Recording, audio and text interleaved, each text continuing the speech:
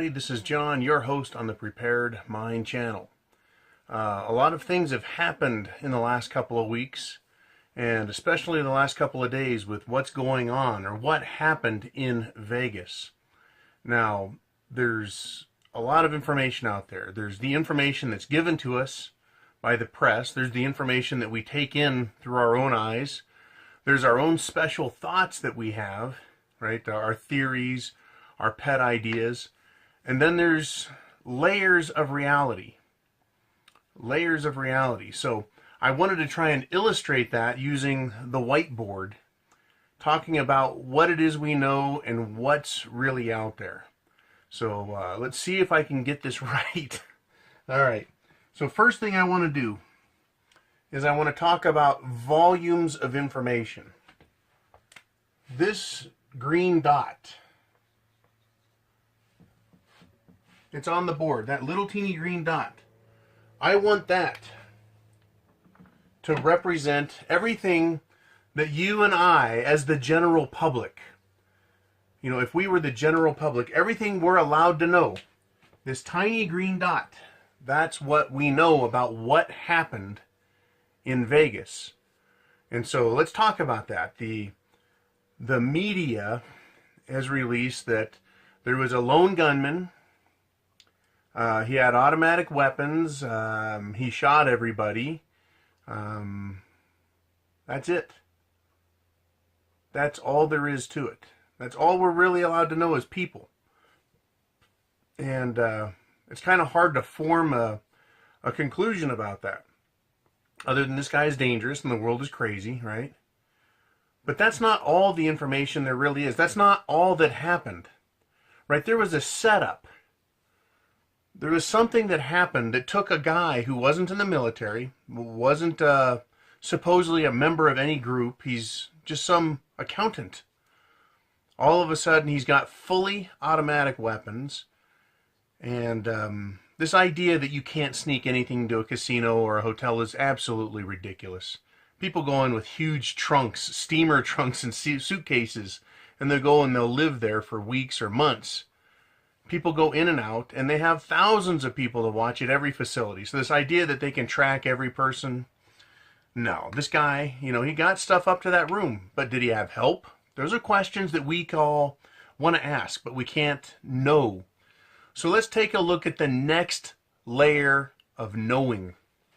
So here's that green dot, and that's what we know.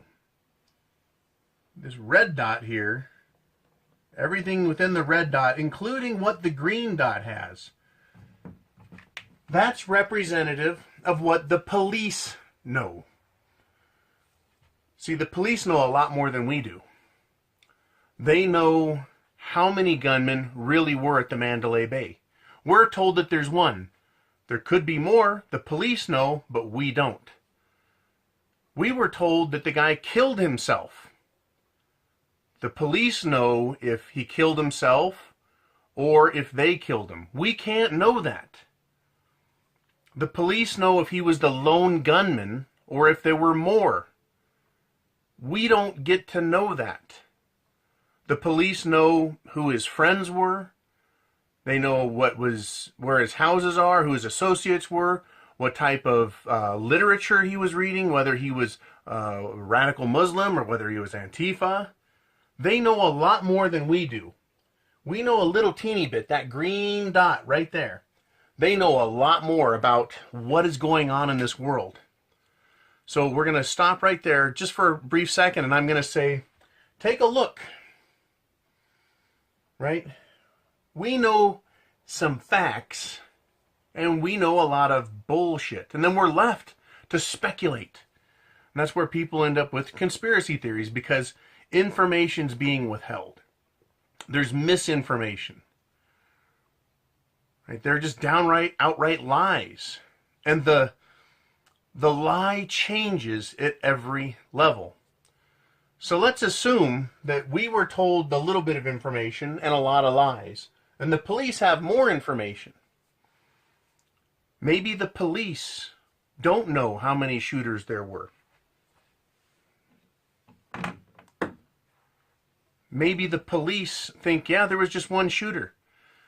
Maybe there's another group that's bigger and more powerful and has an idea of what's really going on. Okay?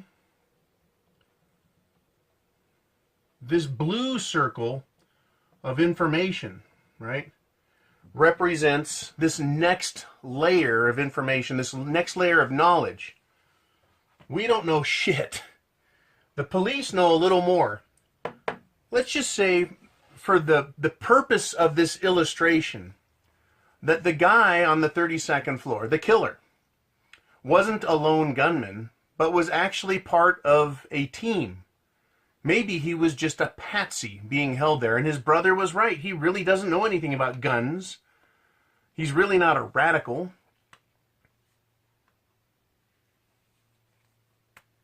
But let's just say this group, which represents, how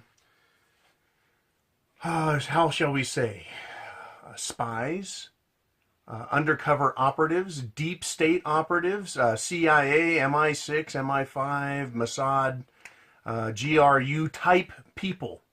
People who are in those secret military or militant style organizations that do all of the dirty work, the wet boys, the assassins. Let's say they had 4 people in that hotel. One guy on the 32nd floor, right? And other shooters throughout the building. And they're all shooting. But the guy that ended up dead, the guy that is being blamed for everything, was just a stooge, just a patsy sitting in that room. And the police, they think they know a lot, but they actually don't know that this guy wasn't acting alone. They think they got the bad guy. Maybe they showed up in the room and he was dead, all by himself. Right? Maybe there's this clandestine group, and they know a lot more. They know everything we know, and they know everything the cops know because the cops have been planted, right? They have information, right? Let's just say that the room was full of Islamic terrorist paraphernalia and writings and full of Antifa writings. That room on the 32nd floor, and they found this guy dead there. Maybe these guys had him in the room and they whacked him. They killed him and left him there. And they escaped out of the building along with the other shooters. And so the police are left having to put together a very simple puzzle compared to what these blue guys know. And certainly way more than what we can fathom here down on the lower level. You see, so the lie is different at every level. These blue guys were given a mission. You're going to show up. Your mission is to shoot up this concert. Your mission is to make it look like this clown, this patsy, is responsible. So they provide him with the patsy. They do the dirty deed and they get out. Mission Impossible style. Maybe even with the music, the theme. Right? But who are these blue guys? Who are they really? They're just a tool.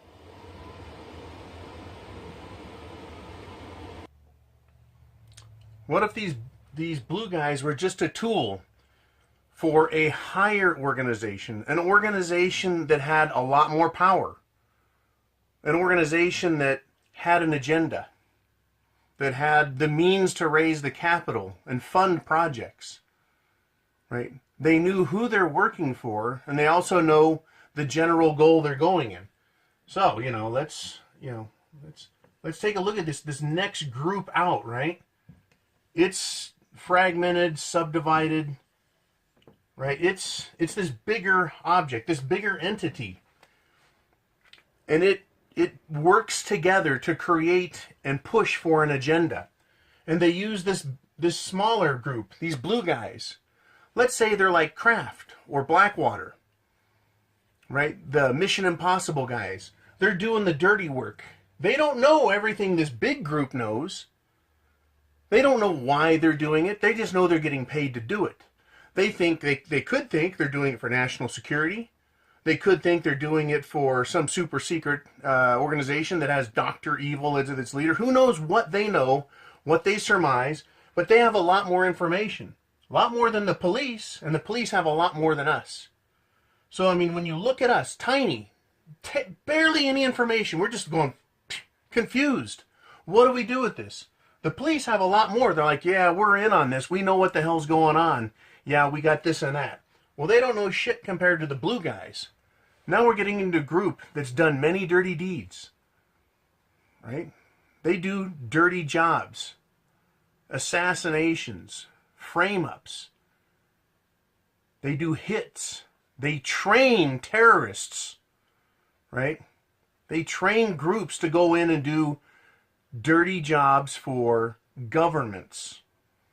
Right? Like I said, British intelligence, Israeli intelligence, U.S. intelligence, they have dirty jobs to do.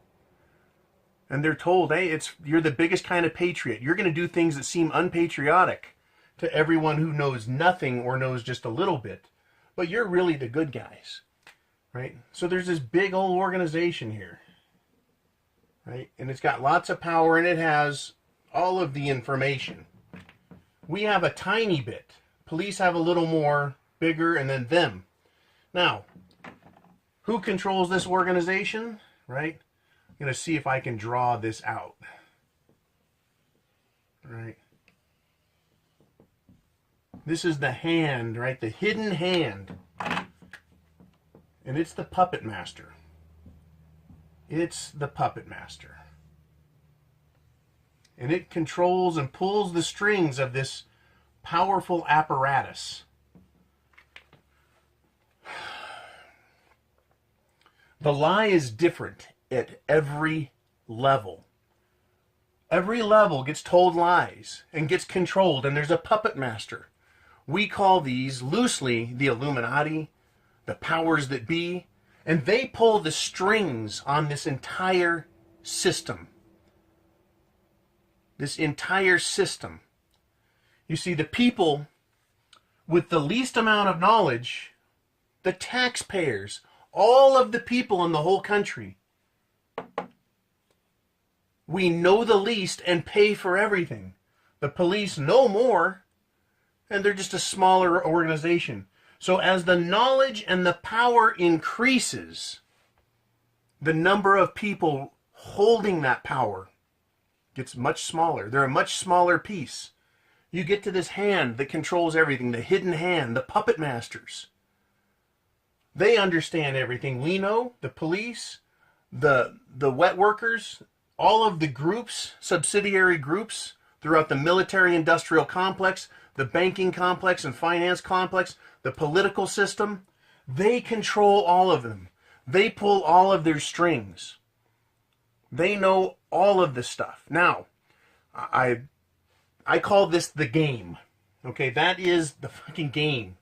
This is the game that's being played. We don't know shit at this level, but we pay the bill for it.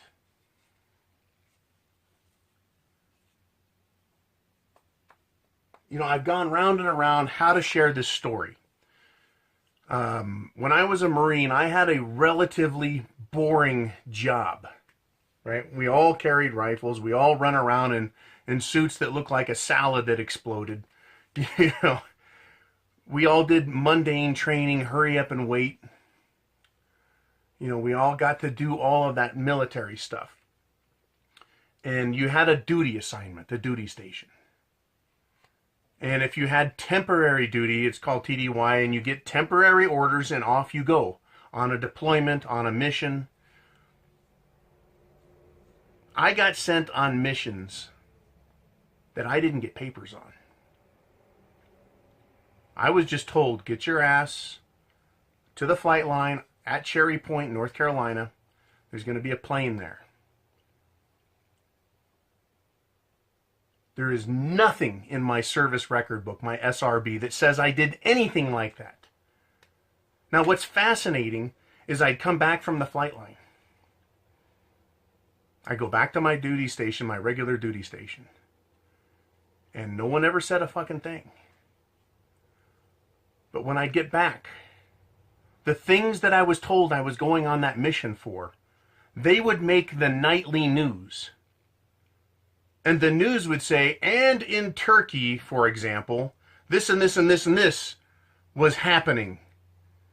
today. And I'm like, no, that happened yesterday or 2 days ago. But it taught me a valuable lesson. It told me that there's people out there in power at these levels here that are planning this shit. And they have an agenda. And they know where they're going. And they're playing the game. And I was just a stupid little pawn. Just a young guy. No idea what's going on. But I got to see how something had to have been planned. And orders came down, picking guys and sending them places. And then you get back and you hear about it on the news like it was just happening. Or there was huge tension today in the Middle East. Such and such almost happened, but it was averted because this senator came out and said that. And I'm thinking, no, that fucking senator had nothing to do with what was going on yesterday. Nothing to do with it, but they're playing this game. And I saw how regular people, the green dot, they're only getting little teeny pieces of information about the game that's being orchestrated by powers that are so enormous, it's hard to fathom how they're doing it and why and how. So what we saw in Vegas, Las Vegas at the Mandalay Bay, I believe could have been one of these games that's being played. There is a bigger, overreaching, overarching agenda. And Vegas was just a teeny piece.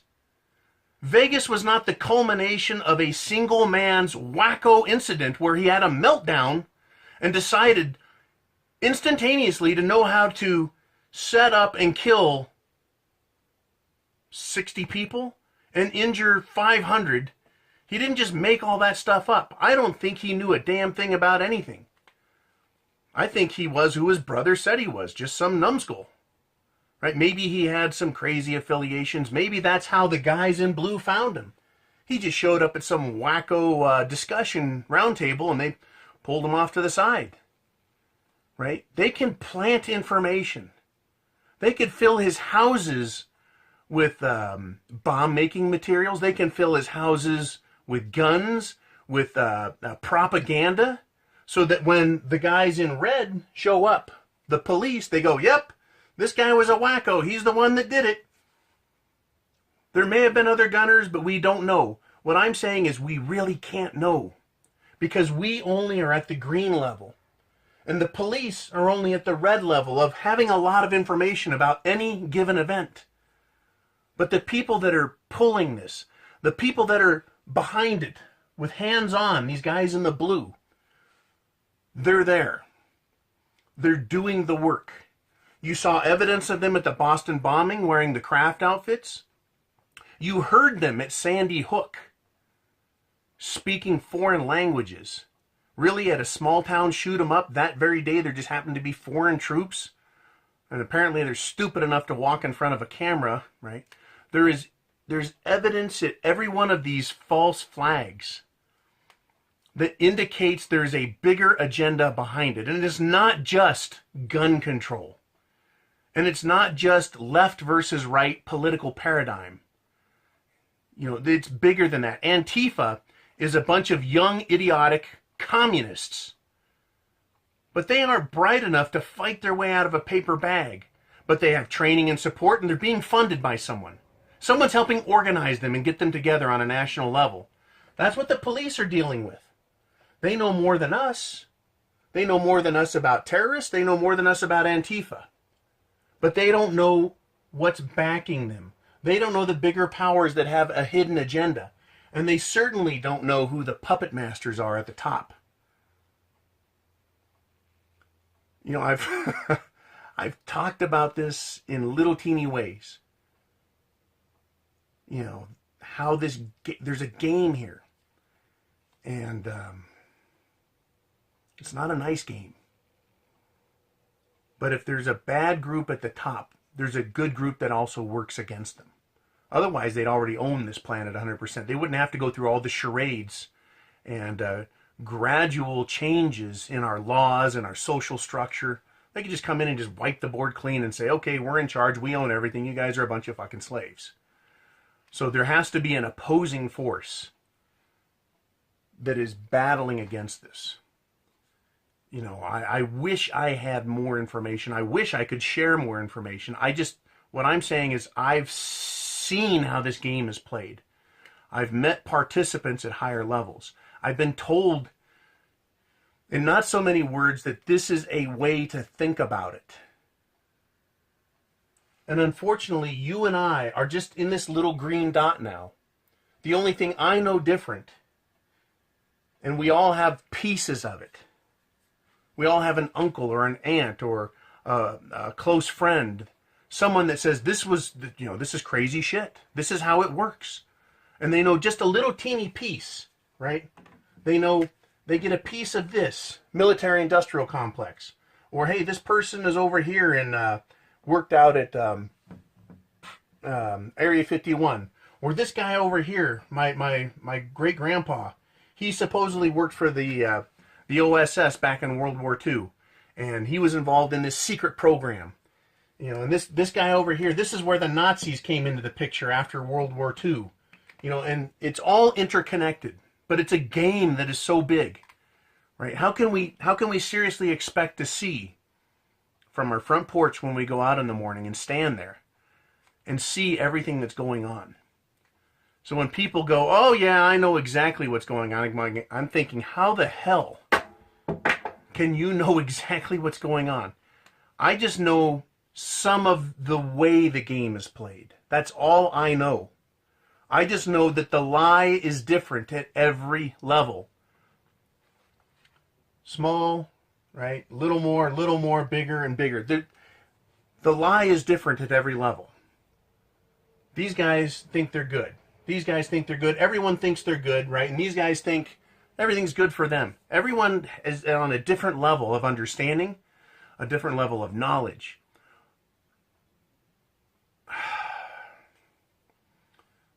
And there's nothing we can do about it. We're all completely powerless down in this completely nearly dark, ignorant dot. And this dot, right? This little teeny dot that's us. Right there.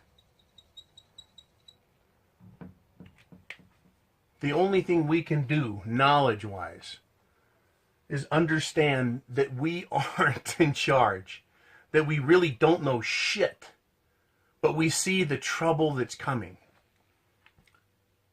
And that's why we are preppers. On some level, you know the economic sector is fucked, or the political sector is screwed, or the military-industrial complex here is fucked up, or the Pentagon right here. They all have a piece, and we all know that these individual sectors are completely screwed up. And I can feel it. But you've got to know, you've got to realize that each of these sectors are working together and being controlled by a hidden hand. Right? You can feel the pressure. You can feel what's coming. Right? We know, just because of really good research, is that George Soros is involved in funding Antifa. Why isn't he in prison? Why hasn't the CIA crashed through his door and waxed him right there? If the CIA is the good guys, and George Soros is obviously a threat to national security because he's funding domestic terrorists, why isn't he dead? I'm not saying I want to go kill him. I'm not saying, right, I don't know what I'm saying. I want to know why he's not arrested. I don't know why he's not facing trial. Right? Everyone else who crosses the powers that be, they get waxed. They get killed. George Soros must be on their side if he's not in jail, if he's not killed. He must be doing work, right, for these guys that pleases them, and that's why he's there. And like I said, I am just one little teeny guy. I don't have any of this power. I just have seen how it works and talked to other people who are aware of all the lies that are being told. All of the lies that are told on levels that we can't understand. How everything's compartmentalized. so that it can't be understood unless you are in the seat of power, either by birth, wealth, or ascension. You don't get to know. You just don't get to know. But I've been witness to pieces of this and talked to people who are witness to pieces of this. And I know this is how the game is played. Being a prepper is my response to this. Because they may blow up 10% of the world or make 20% uninhabitable. They may do 50%.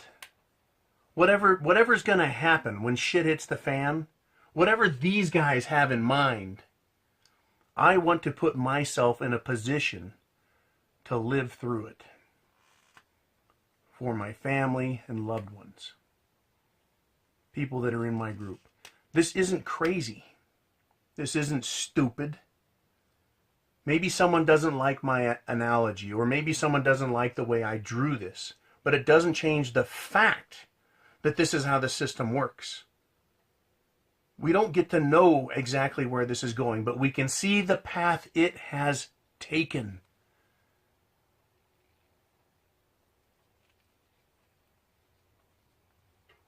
You can track the agenda of the New World Order. You can see its progress politically, militarily, legally, and financially. If you can see all of that progress from where it started small and near powerless, and now it is almost almighty in power over every creature and being on the earth, then you have to recognize that there is some kind of systematized program to get us there. And that's what I tried to illustrate. Anyways, I just wanted to get this out there.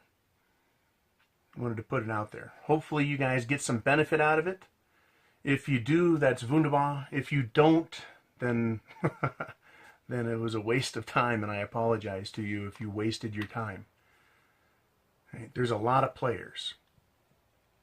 And down here at the street level, man, we're like ants trying to observe giants. But maybe some people down on this level are pretty smart. And they've funneled information to me over the course of my life. So I'm gonna go take a shower, relax. You guys have a good day, and time will tell how right or wrong I am, how right or wrong you are, whether or not this need for prepping was necessary at all. But you know, if something goes bad, if something goes haywire, if we have an EMP, if we have insurrection, if we have a nuclear detonation or a world war, you're going to be saying to yourself, I'm glad I was a prepper. You're going to say, chance favors the prepared mind. As uncomfortable as it was, right? That's the position I want to be in when shit goes haywire. All right, guys. Take care. Godspeed to you all, and I'll talk to you soon.